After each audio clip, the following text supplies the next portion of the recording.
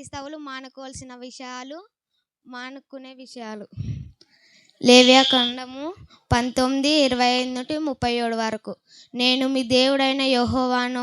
రక్తంతో కూడినది ఏదియూ తినకూడదు, శకునములు చూడకూడదు, మంత్రయోగము చేయకూడదు, మీ నొదటి వెంట్రుకలను గుండ్రంగా కత్తిరింపకూడదు, గడప ప్రక్కన గొరవకూడదు, చచ్చిన వారి కోసం మీ దేహాన్ని చీల్చుకోకూడదు, పచ్చిబొట్టు మీ దేహానికి పొడుచుకోకూడదు.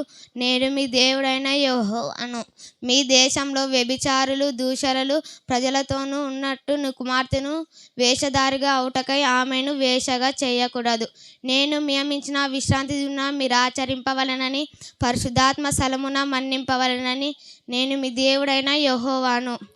కర్ణపిశాచి గలవారి దగ్గరకు వెళ్ళకూడదు, సోదగాండ్రుని వెదకి వలన అపవిత్రత కలగజేసుకొనెదరు.